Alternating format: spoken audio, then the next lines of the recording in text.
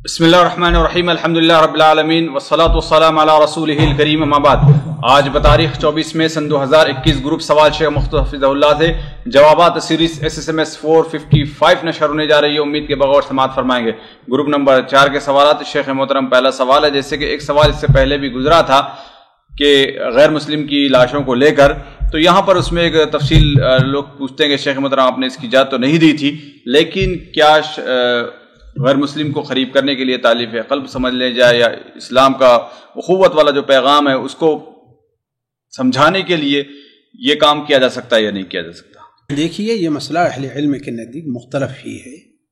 جہاں تک مصلحت کی بات ہے، وہاں یہ دیکھا جائے کیا مصلحت راجحہ مرجوہ ہے کہ نہیں ہے۔ کچھ یہ صرف جو ہے کہ عام سے لوگ ہیں، کبھی ان کے بارے میں انہیں دین کے قریب بارے میں کہا گیا، نہ انہوں نے کبھی سنا اور نہ ان سے، یعنی یہ جیسے کہ امید کی بات ہوتی ہے نا، امید ایک لفظ ہے اردو میں عام طور پر جانا جاتا ہے، کیا وہ ہمارے کچھ قریب ہیں؟ اگر ہم اس طریقے سے کریں گے تو اور قریب ہو، یعنی تالیف قلب کا جو معنی ہوا کرتا ہے، تالیف قلب کا یہ معنی نہیں ہے کہ کسی بھی کافر کو آپ زکوٰۃ دے دیجئے کہ ہاں بھائی وہ تالیف قلب ہے۔ تالیف قلب یہ ہے کہ جو شخص دین کی طرف مائل ہے یا وہ مسلمان ہو چکا ہے، اب اس کا دل جو ہے اور اس کا ایمان اور قوی کرنا ہے، تو یہ تالیف قلب ہے۔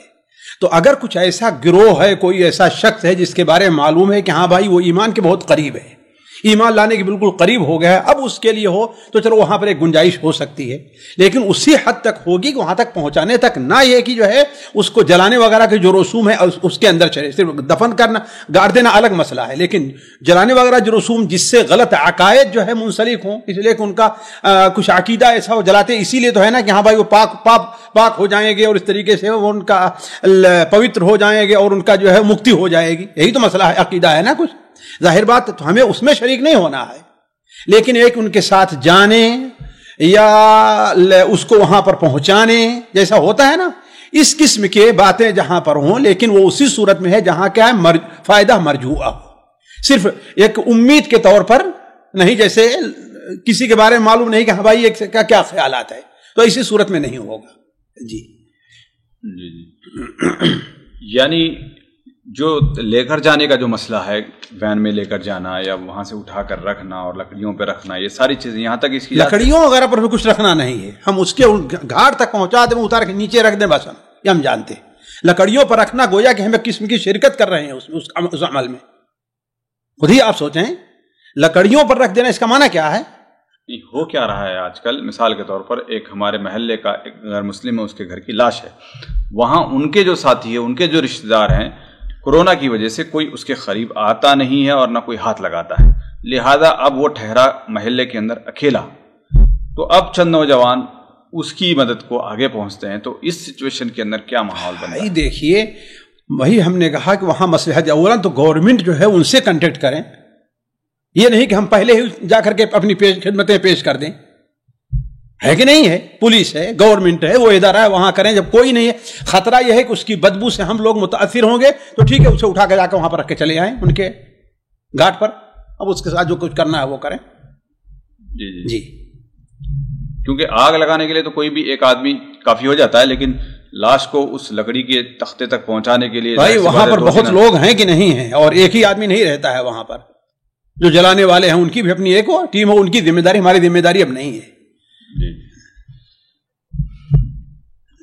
یہ اگلا سوال ہے، ساتھی پوچھتے ہیں شیخ محترم کہ آئینے کے سامنے کھڑے ہو کر نماز پڑھی جا سکتی ہے یا نہیں؟ یعنی کیا کرنا ہے؟ اپنے آپ کو دیکھنا ہے کہ میں کیسے سجدہ کر رہا ہوں، رکوع کر رہا ہوں؟ جی کبھی بسا اوقات جگہ ہی وہاں پر ہاں، یہ الگ مسئلہ ہے، یہ الگ مسئلہ ہے کہ دیکھیے اصل میں مانعت کی کوئی دلیل نہیں ہے، بحیثیت مسئلے کے جائز ہے، لیکن ایک وجہ سے اسے ناپسندیدہ مکروہ قرار دیا گیا ہے، اس وجہ سے کہ یہ اس سے انسان کا خشوع اور خضوع باقی نہیں رہے گا، جیسا کہ نبی کریم صلی اللہ علیہ وسلم کے بارے میں آتا ہے، جانتے ہیں کہ صحیح مسلم وغیرہ میں ہے کہ بلکہ یہ حدیث تو بڑی مشہور ہے، عائشہ کی سنن ترمذی میں، سنن ابو داؤد میں بھی شاید ہے کہ آپ صلی اللہ علیہ وسلم ایک چادر پڑھ کر کے نماز پڑھ رہے تھے، تو آپ نے کیا امیتی، ہمیں سے اس کو ہٹاؤ، اس لیے کہ اس کی تصویروں نے میری توجہ کو مبذول کر دیا ہے۔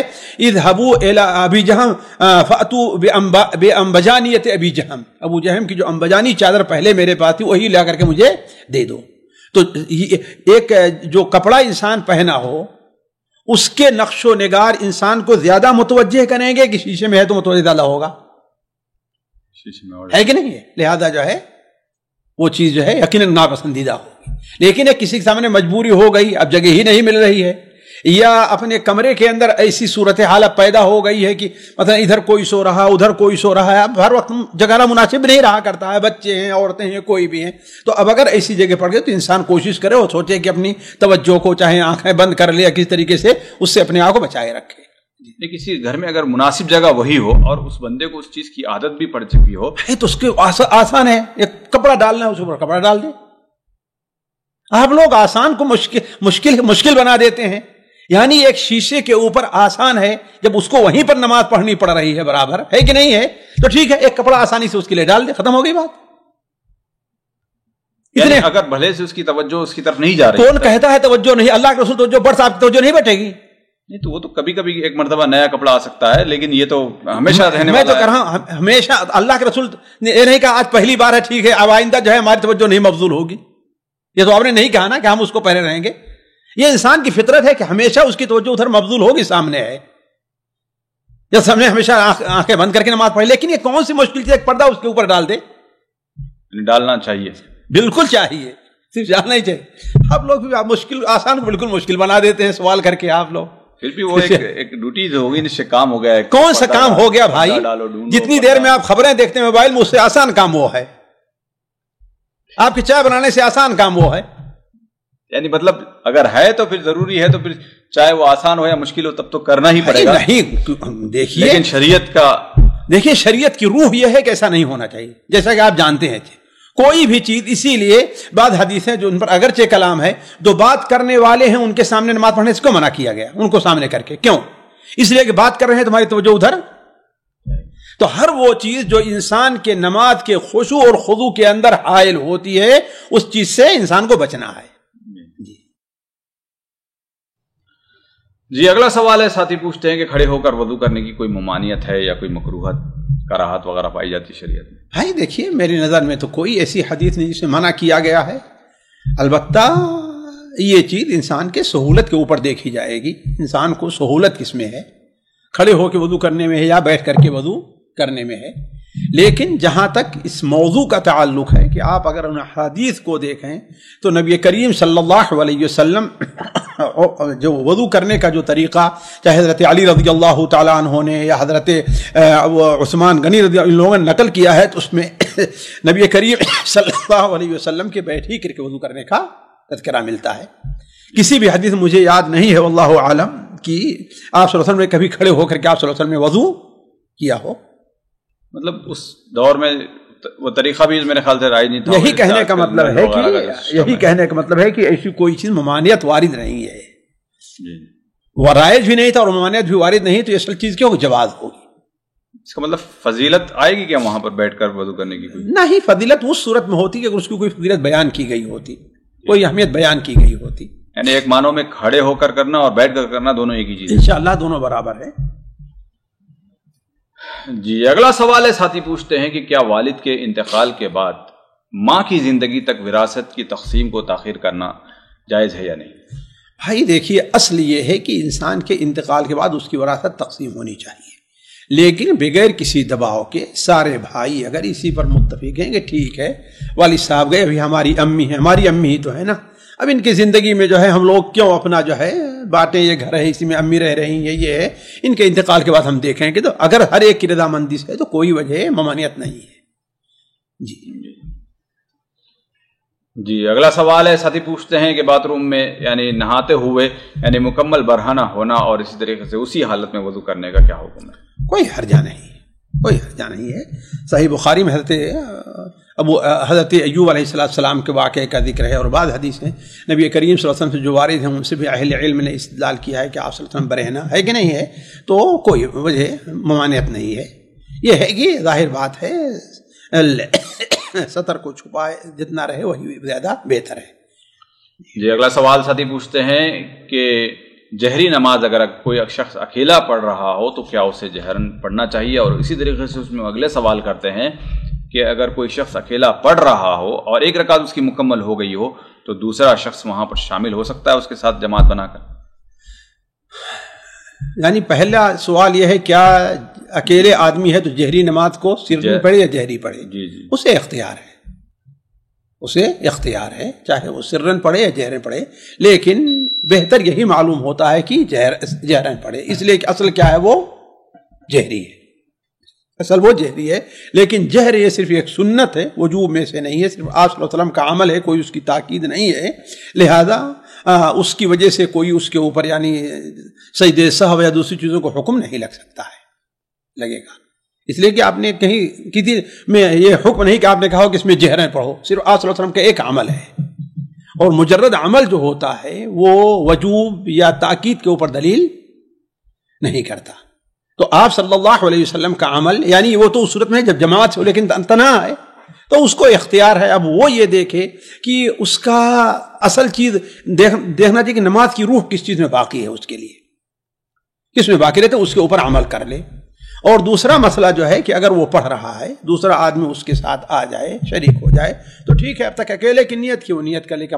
جماعت سے نماز پڑھا رہے ہیں، کوئی جی جیسا آپ نے کہا کہ اگر ضروری نہیں ہے جہرن، تو اگر کوئی فرض نماز جماعت کے ساتھ بھی ایسی کام کر سکتا ہے کوئی؟ ہاں کر سکتا ہے، یہ صرف احناف ہمارے خیال سے گئے ہیں کہ اگر کوئی بھول جائے یا کچھ ہو تو اس کے سجدے سے، اور باقی علماء جمہور تر نہیں گئے ہیں۔ یعنی کبھی ایسے ہوتا ہے کہ ایک انسان جو ہے شروع کر دیتا ہے، جہری نماز ہے، مثال کے طور عشاء کی نماز ہی ہے، سورہ فاتحہ اس کو بھول گیا اور وہ پوری طریقے سے سرن میں اس نے پڑھ لیا، تو اب اس کو دہرانے کی ضرورت نہیں ہے؟ کوئی ضرورت نہیں دہرانے کی، یا جہاں سے یاد آ گیا وہیں سے وہاں سے جہرن کر دے، کوئی بات، یہ ضروری نہیں ہے کہ پھر ریپیٹ کرے۔ نہیں جی اسی کے قریب کا سوال ہے، ساتھی پوچھتے ہیں کہ اگر قرآن وغیرہ پڑھتے ہوئے ذکر و اذکار کرتے ہوئے ہمارے ہونٹ ہلنے چاہیے یا دل کے اندر ہی پڑھنا چاہیے؟ بھائی دیکھیے، لغت میں عرف میں پڑھنا کس کو کہتے ہیں؟ سوچنے کو نہیں کہتے، سوچنے میں فکر میں اور پڑھنے میں فرق ہے، پڑھنا وہی ہے کہ جس میں ہماری زبان اور ہونٹ ہلے، ورنہ پڑھنا نہیں مانا جائے گا۔ جی اگلا سوال ہے، ساتھی پوچھتے ہیں شیخ محترم میری نانی کا انتقال ہو کر 11 سال ہو چکے ہیں اور میری والدہ ان کے کچھ سونا تھا، اس کی تقسیم کے لیے 11 سال سے ہماری والدہ اس کا پر بات کرتی رہتی ہیں، لیکن ماموں وغیرہ اس کی طرف کوئی توجہ نہیں دیتے ہیں، تو اب کیا کرنا چاہیے؟ ہمیں چھوڑ دینا چاہیے یا برابر ہمیں مطالبہ کرنا چاہیے؟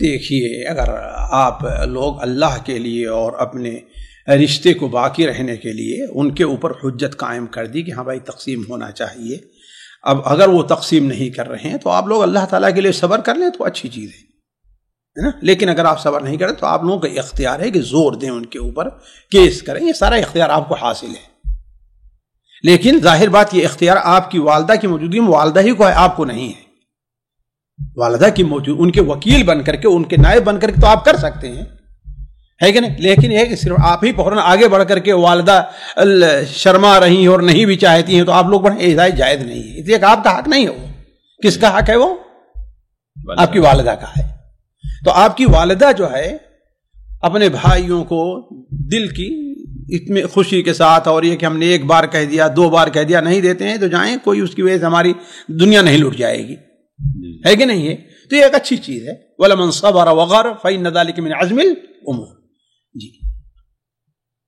جی اگلا سوال ہے، ساتھی پوچھتے ہیں کہ اگر جماعت کے ساتھ ہم وطر پڑھ رہے ہیں، دعائے قنوت جو ہے کیا امام کے ساتھ پڑھنا ضروری ہے یا صرف آمین کہنا کافی ہوگا؟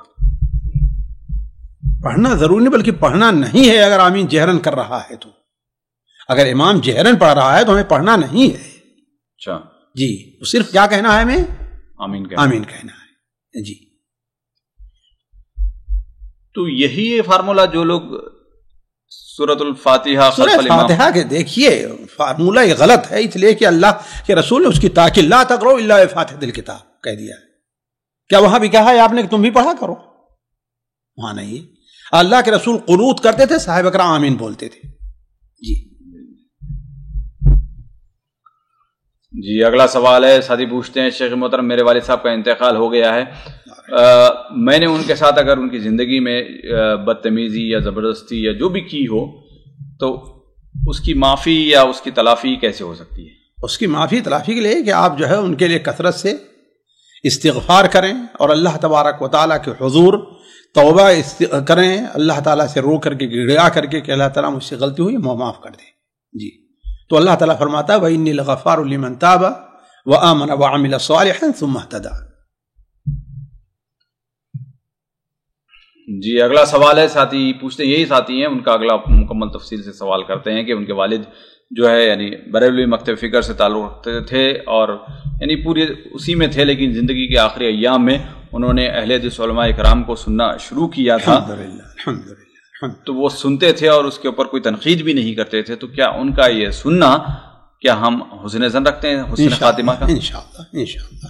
انشاءاللہ یہ حسن ظن ہے ان کے بارے میں. اللہ تعالیٰ سے کثرت دعا کیجیے کہ مغفرت کریں. ان کی اس عمر میں بعض جانتے ہیں انسان کی عقل کی بھی کمی ہوتی ہے اور بہت مصلحتیں سوچنے لگتا ہے جوانوں کے مقابلے میں. ایسے اسی لیے دیکھیں جلدی ایمان قبول کرنے والے جذبات کا جوانی ہوا کرتے ہیں، وہ مصلحت نہیں دیکھتے، لیکن بڑے لوگ بڑی سی مصلحتیں رہا کرتی ہیں. تو آپ کہہ رہے ہیں کہ ہاں بھائی وہ سننا شروع کر دیے تھے اور شوق رکھتے تھے اس کا سننے کا، تو اس کا مطلب یہ ہے کہ وہ اپنی پرانی ریت کے اوپر نہیں تھے. تو ان کے لیے آپ لوگ کثرت دعائیں مغفرت کریں اور اللہ تعالیٰ سے خیر کی امید رکھیں. جی اگلا سوال ہے، ساتھی پوچھتے ہیں کہ میرے والد کا انتقال ہوا اور میں نے بریلوی امام کے پیچھے نماز جنازہ پڑھی مجبوراً میں. اب کیا میں تنہا پڑھنا چاہتا ہوں جا کر قبر پہ، تو جائز ہے میرے لیے؟ اب جو ہے مضا نماز جنازہ مقرر نہیں ہے کہ نہیں ہے کہ ایک ہی آدمی اللہ ہے کہ وہاں پر کوئی وجہ ہو پڑھ لیا ہے. کیا بریلوی امام آپ کہتے ہیں کہ ہاں بھائی وہ اعلان شرک کرتا تھا یا علی یا غوث، یعنی اس کی باتیں ہوتی ہیں. بریلیوں کے بھی کیا ہے طبقات درجات ہیں. اس وقت پڑھ لیا تو اب کیا ہے فرض کفایہ ادا ہو گیا، یا اسی وقت آپ نے کچھ ساتھیوں کو لے کر کے قبر پر نماز پڑھ لیے ہوتے اپنے ساتھیوں کو لے کر کے، ہے کہ نہیں ہے. تو مضا ہے. اللہ تعالیٰ سے ان کے لیے دعا کی جائے، ان کے لیے زیادہ بہتر ہے. یعنی یہاں پر عام حالت میں بھی ایک مسلمان کے لیے جائز نہیں کہ بار بار جا کر نماز جنازہ پڑھے؟ بھائی آخر وجہ کیا ہے دوبارہ نماز جنازہ پڑھنے کی؟ مغفرت دیکھیے کیا اللہ کے رسول صلی اللہ علیہ وسلم نے صرف اس حدیث کو اگر سامنے رکھا جائے تو ہو سکتا ہے، اب اس کی صحت کس حد تک صحیح علامہ البانی تو قوی قرار دیتے ہیں کہ اللہ کے رسول صلی اللہ علیہ وسلم نے حضرت حمزہ اور شہدائے احد پر جو نماز جنازہ پڑھی ہے تو حضرت حمزہ اور ان کی لاش کو دوسرے کی لاش حمزہ کی لاش نہیں ہٹایا کرتے تھے. لیکن ظاہر بات ہے یہ حدیث اس حدیث کے خلاف ہے جس میں صراحتاً آیا ہے کہ آپ نے شہدائے احد کی نماز جنازہ نہیں پڑھی. اس کے علاوہ مجھے کوئی اور قوی حدیث نہیں لگ رہی اس بنیاد تو کہا جائے کہ دوبارہ نماز جنازہ مقرر ہو سکتی ہے. جی اگلا سوال ساتھی پوچھتے ہیں، شیخ محترم میں کیا میری والدہ کی لمبی عمر کے لیے دعا کر سکتا ہوں؟ کچھ لوگ کہتے ہیں کہ کوئی دعا کرنے کا فائدہ نہیں کیونکہ موت وقت مقرر ہے اور اس سے ٹلنے والی نہیں ہے. جہالت کی بات ہے بھائی. اللہ تعالیٰ نے جو ہے ہماری روزی مقرر نہیں کی، ہم روزی کے لیے دعا نہ کریں؟ بتائیے دعا کرتے ہیں نہیں کرتے؟ اللہ تعالیٰ کا فیصلہ یہ اسباب میں سے ہیں، دعا کرنا، نیک عمل کرنا، یہ کرنا وہ کرنا، ورنہ اللہ تعالیٰ سے ایک چیز مقرر فَكُلٌّ مُيَسَّرٌ لِمَا خُلِقَ لَهُ فَأَمَّا مَنْ أَعْطَى وَاتَّقَى وَصَدَّقَ بِالْحُسْنَى فَسَنُيَسِّرُهُ لِلْيُسْرَى. ہے کہ نہیں؟ تو یہ اسباب میں سے ہیں، یہ نہ یہ کہ جو ہے اس کا کوئی فائدہ نہیں. ہم بھی جانتے ہیں اللہ تعالیٰ عمر کو جتنا مقرر وہ ٹالتا نہیں ہے، لیکن اللہ تبارک و تعالیٰ نے عمر کی درازی کے کچھ اسباب بھی رکھے ہیں جن میں سے کیا دعا کرنا بھی ہے. تو یہ دعا آپ جی. اگلا سوال ہے، ساتھی تفصیل کے ساتھ لکھتے ہیں کہ شیخ محترم کیا انگلینڈ کے شمال میں رہنے والا گرمی کے مہینوں میں مغرب اور عشاء کو اکٹھا کر سکتے ہیں کیونکہ نیند پوری نہیں ہوتی جس کی وجہ سے عشاء کی نماز میں خشوع نہیں رہتا ہے؟ مثلا انہوں نے تفصیل سے لکھا کہ ایک دم بالکل مغرب اور عشاء کا نماز کا وقت بہت ہی تاخیر سے، یعنی 10 بجے کے قریب مغرب ہو جاتی ہے اور 11-12 بجے. وہاں کے اہل علم سے مشورہ کر لیں کیا صورتحال ہے، کتنا سونے کو ملتا ہے. آپ بسا اوقات ہوتا ہے کہ انسان اس کے لیے تو وقت نہیں نکال پاتا، لیکن ایک اپنے دوبارہ بیدار وغیرہ رہنے کے لیے، جیسے انہوں نے خود کہا ہے فجر کے بعد وہ سوتے نہیں ہیں. 2:30 بجے فجر ہو جاتی ہے، جی اذان ہو وقت ہے 3 بجے اس کے بعد سو جائیے. آپ کیوں 2-3-4 گھنٹے آپ جاگتے رہتے ہیں؟ اگر اشراق کے لیے جاگتے ہیں تو عشاء کی نماز اشراق سے بہت اہم ہے. عشاء کی نماز اشراق سے بہت اہم ہے. یہ کبھی ہنگامی ایک صورتحال ہو سکتی ہے، ہنگامی صورتحال کی. اب آپ کو کیا ہے فجر کے بعد فوراً نکل جانا ہے، وقت نہیں رہے گا تو الگ مسئلہ ہے. لیکن مستقل عادت بنا لینا میں اس کو بہتر نہیں سمجھتا کہ جائز ہے. جی جی اگلا سوال ہے، ساتھی پوچھتے ہیں کہ ارحم یا محمد ارحم نام رکھنا کیسا ہے؟ تفصیلاً جواب دیں۔ بھائی اس کی تفصیل کیا ہے؟ جائز ہے، اس لیے کہ اصل یہ ہے کہ اس کے حرمت کی کوئی وجہ ہونی چاہیے نہیں ہونی چاہیے، یعنی اس میں تفصیل کو لے کر لوگوں کو میرے خیال بھائی افضل، اکرم، یہ ساری چیزیں نام رکھے تھے نہیں رکھے ہے، احمد بہت زیادہ حمد کرنے والا ہے کہ نہیں ہے، تو ایسے ٹھیک ہے، کوئی حرجہ نہیں، ارحم بہت زیادہ رحم کرنے والا، جی جی یہ اللہ تعالیٰ ارحم الراحمین سے کچھ کنفیوژن پیدا ہوا۔ بھائی اکرم الاکرمین بھی تو اللہ تعالیٰ ہے نا، صرف ارحم الراحمین نہیں ہے، اکرم الاکرمین بھی ہے وہ، جی اس لیے کہ یہ ایسی صفات ہیں اللہ تبارک و تعالیٰ کی جن صفات کے بارے میں اللہ تعالیٰ کو پسند ہے کہ بندہ اپنے اندر یہ صفات پیدا کرنے کی کوشش کرے۔ اللہ تعالیٰ کے لیے وہ صفات اس کی شان کے مطابق ہیں اور بندے کے لیے بندے کے حالات کے مطابق ہیں۔ جی اگلا سوال ہے، ساتھی پوچھتے ہیں کہ شیخ محترم کیا عام نفل روزوں کی طرح شوال کے روزوں کی بھی نیت فجر کے بعد کی جا سکتی ہے یا نہیں؟ بھائی دیکھیے یہ چیز محل نظر ہے، اس لیے کہ جو روزے تاریخ اور دن کے ساتھ متعین ہوتے ہیں ضروری ہے کہ ان کی نیت فجر سے پہلے ہی کی جائے، اس لیے کہ وہ اتنے دن کے لیے متعین روزے ہیں، شوال جس طریقے سے وہ ہے۔ لیکن اگر حدیث کے عموم پر عمل کیا جائے کہ فرائض کے علاوہ کہ وہ فرد کے بارے میں آئی ہے، من لم یبیت الصیام فی اللیل فلا صیام لہ، وہ فرائض کے بارے میں ہے تو اس کی اجازت دی جا سکتی ہے، لیکن اجازت کے ساتھ ساتھ بعض جیسے شیخ ابن باز ہیں، شیخ ابن عثیمین اجازت تو دیتے ہیں، کہتے ہیں اس کا روزہ تو پورا ہو جائے گا لیکن اسے روزے کا ثواب وہیں سے ملے گا جہاں سے اس نے نیت کی ہے، یعنی فجر سے پہلے کے روزے کا ثواب اس کو نہیں ملے گا، انما الاعمال بالنیات۔ جی اگلا سوال، کچھ سوالات خواتین گروپ سے شامل کیے جاتے ہیں۔ پہلا سوال ہے، بہن پوچھتی ہیں کہ اللہ تعالیٰ اور اس کے رسول صلی اللہ علیہ وسلم کی محبت کو ہمیشہ کس طریقے سے دل میں بسائے رکھ سکتے ہیں؟ دیکھیے یہ بڑا سوال ہے، اس کے لیے دیکھیے اللہ تبارک و تعالیٰ کی محبت جو دل میں بیٹھے، ضروری ہے کہ اللہ تبارک و تعالیٰ کے انعامات کو بندہ اپنے اندر نظر میں رکھے کہ اللہ تبارک و تعالیٰ کے انعامات ہمارے اوپر کس قدر زیادہ ہیں، اس لیے کہ انسان کی فطرت میں یہ چیز داخل ہے کہ جو اس کے ساتھ احسان کرتا ہے جتنا کرتا ہے اتنا اس کی محبت اس کے دل میں رہا کرتی ہے۔ تو اللہ تبارک و تعالیٰ کے انعامات ہمارے اوپر ماں کے پیٹ ہی میں سے ہو کر کے کس قدر ہمارے اوپر انعامات اللہ تعالیٰ کے ہیں، وہ سب سے بڑا انعام اللہ تعالیٰ کا یہ ہے کہ اللہ نے ہمیں اسلام کی توفیق بخشی ہے نا۔ اس کے ساتھ ساتھ انسان بکثرت نوافل کا اہتمام کرے،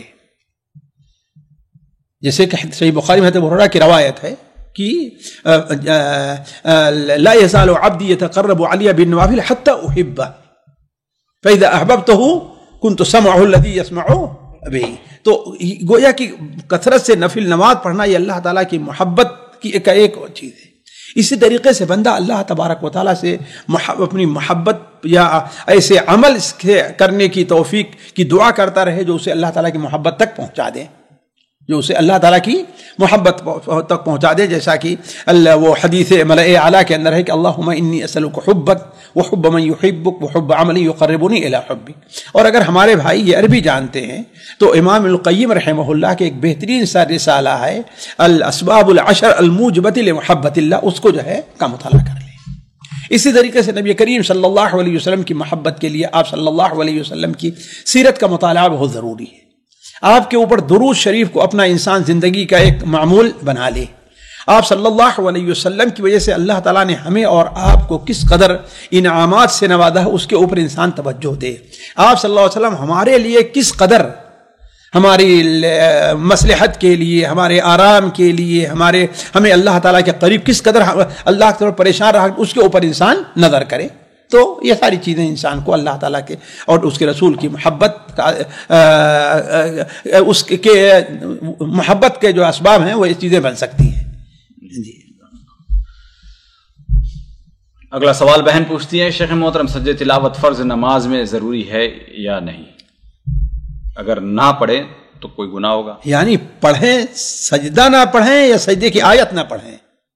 سجدہ تلاوت کرنا ہوگا میرے خیال سے، اس لیے دونوں کا احتمال ہے نا۔ آگے وہ بھی سوال ہے ہاں کہ اگر سجدے تلاوت میں سجدے تلاوت کی دعا اگر یاد نہ ہو تو صرف سبحان ربی الاعلیٰ بھی پڑھنا کافی ہے. اچھا، جہاں تک پہلی بات کا تعلق ہے، دیکھیے سجدے تلاوت یہ واجب نہیں ہے، سجدے تلاوت واجب نہیں ہے، اس لیے کہ اس قسم کی حدیثیں آتی ہیں. حضرت عمر رضی اللہ عنہ بارے میں ایک بار منبر پر ایک جمعہ کو آپ نے سجدے تلاوت پڑھا اور پھر آپ نے سجدہ کیا، دوسرے دن پڑھے، صحابہ کرام تیار ہوئے کہ وہ سجدے میں جائیں، لیکن آپ نے سجدہ نہیں کیا. تو راجح قول یہی معلوم ہوتا ہے کہ سجدے تلاوت واجب نہیں ہے، لیکن یہ ہے کہ کسی بھی انسان کو کوشش کرے بغیر کسی وجہ عذر شرعی کے اسے چھوڑنا نہیں چاہیے. اس لیے کہ اللہ کے رسول صلی اللہ علیہ وسلم کی وہ حدیث ہے کہ جب بندہ سجدہ کرتا ہے تو وہ شیطان کیا ہے، روتا ہوا بھاگتا ہے اور کہتا ہے آدم کو سجدے کا حکم دیا گیا، وہ سجدہ کر کے اللہ کا قریب بن جا رہا ہے، اور ہمیں سجدہ کا حکم دیا، سجدے کا حکم دیا اور ہم سجدہ نہیں کیا ہے تو اللہ تعالیٰ کے باغی قرار پائے ہیں. تو اس لیے اگر کوئی وجہ نہیں ہے تو کتنی دیر لگے سجدے تلاوت کرنے میں، خاص طور پر اگر اور دعا نہیں پڑھ سکتا ہے تو کیا ہے، صرف کتنا پڑھے وہ سبحان ربی الاعلیٰ ہی پڑھ لے، ہے کہ نہیں ہے. تو جہاں تک اس دعا کا تعلق ہے وہ دعا بھی واجب نہیں، اگر انسان کو وہ نہیں یاد ہے تو انسان کیا کرے، اور اس وقت کوئی بھی دعا پڑھتا ربنا آتنا فی الدنیا حسنہ ہے نا، یہ بھی پڑھ سکتا ہے جی، لیکن سبحان ربی الاعلیٰ سبحان پڑھنے کے بعد. سجدے میں قرآن جائز ہے پڑھنا؟ میں کہاں قرآن پڑھنے کے، میں دعا کہہ رہا ہوں. یہ کہیے قرآنی دعائیں کہیے، قرآن نہ کہیے، قرآنی دعائیں کہا جاتا ہے، اس کو قرآن نہیں، قرآن کی نیت سے تھوڑی پڑھ رہا ہے، وہ تو دعا کی نیت سے پڑھ رہا ہے، کوئی حرجہ نہیں. جی اگلا سوال بہن پوچھتی ہیں کہ شیخ محترم جیسے کہ ہمیں پتہ ہے کہ جو جس کی عبادت کرتے تھے وہ ان کے ساتھ ہو لیں گے، تو یہ سوال ان کا یہ ہے کہ عبادت کرنے والے اپنے رب کو کیسے پہچانیں گے؟ کیا اس بارے میں کوئی نشانیاں حدیث مبارکہ میں وارد ہیں؟ جی ہاں، قرآن مجید میں اس کی طرف اشارہ ہے اور حدیث میں اس کا صراحت کے ساتھ ذکر آیا ہے. یوم یکشف عن ساک ویدعون الی السجود فلا یستطیعون.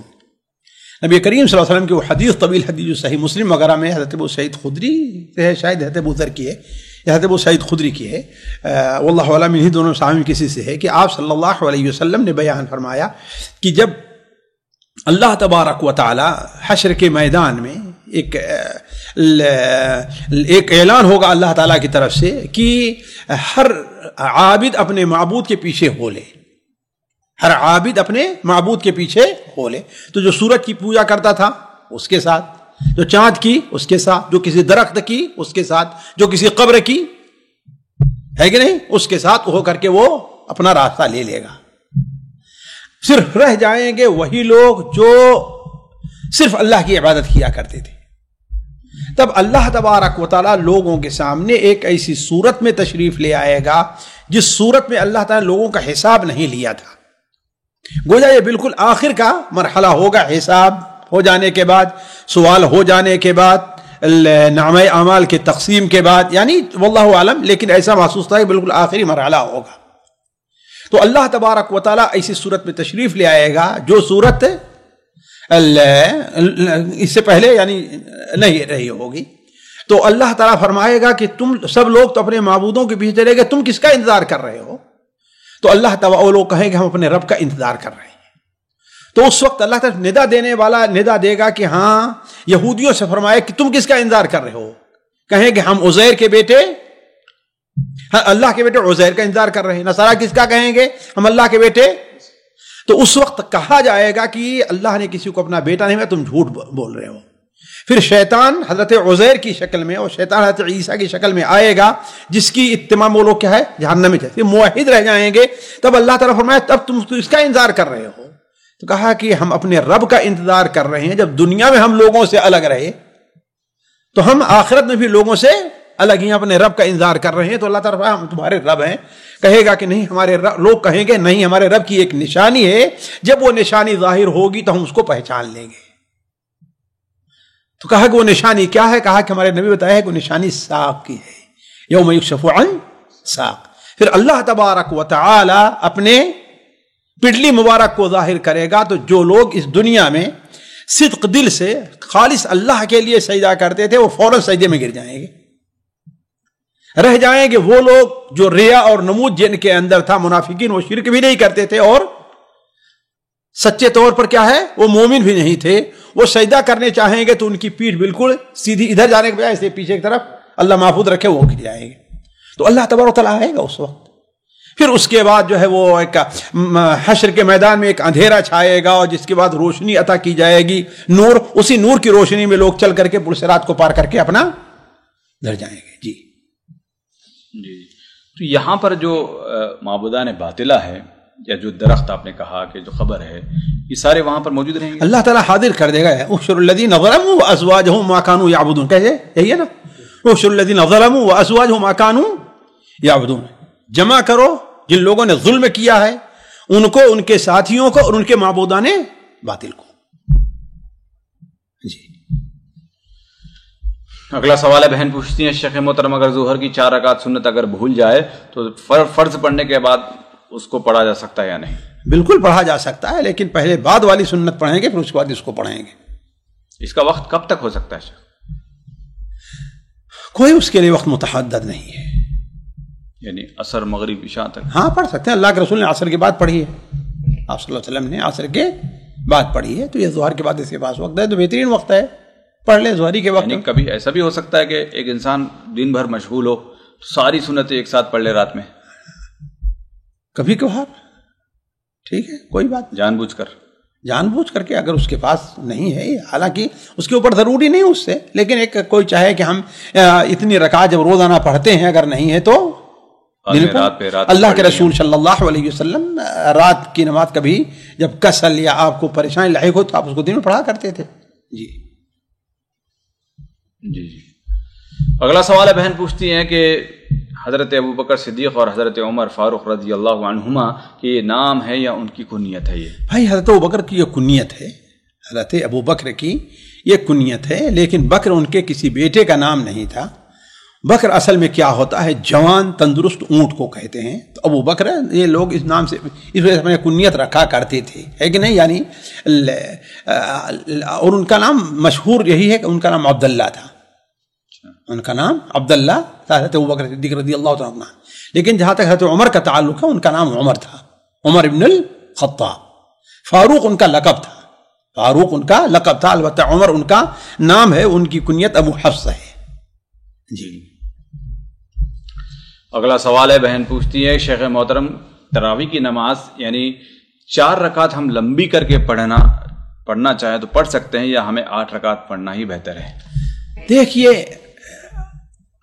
ये मैं जहाँ तक समझता हूँ ये इंसान के अपने खुशू और खुजू और ये किस चीज़ में उसका दिल ज़्यादा लग रहा है, लेकिन जहाँ तक इस बात का ताल्लुक है कि आम इंसान की जो रूटीन होनी चाहिए वो तकरीबन 8 इससे करीब होनी चाहिए, लेकिन इंसान के पास उतना वक्त अगर ना हो, मिसाल के तौर पर, या दिन में मशगूलियत की वजह से या उतनी देर तक नहीं, तो लेकिन यह है कि वो सोचा है 4 रकात पढ़ें, लेकिन हम उसको लंबी करें, कोशिश होती है कि हम 100 आयतें उसके अंदर पढ़ लें, तो उसमें कोई हरज की बात नहीं है इंशाअल्लाह।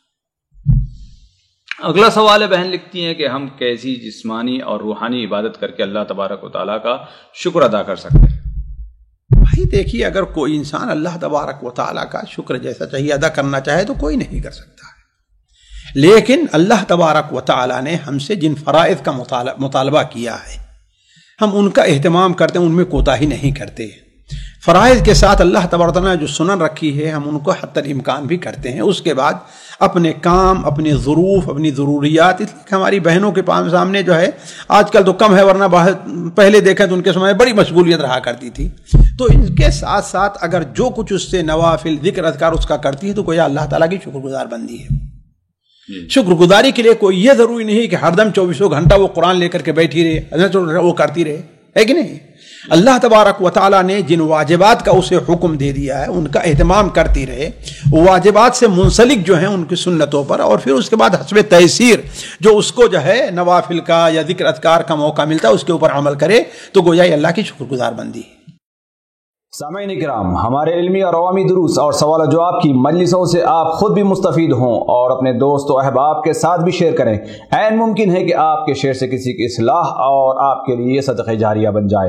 व्हाट्सएप पर इस्लामिक मैसेज हासिल करने के लिए नंबर नोट फरमाएं, याकूब अजीज 00966 5089 59707।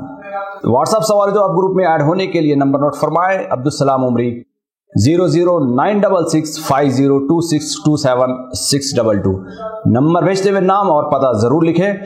इसी तरह हमारे यूट्यूब चैनल इस्लामी दावा को ज़रूर सब्सक्राइब करें ताकि हमारी हर नई और अहम वीडियो की इत्तला आपको फौरी हासिल हो जाए।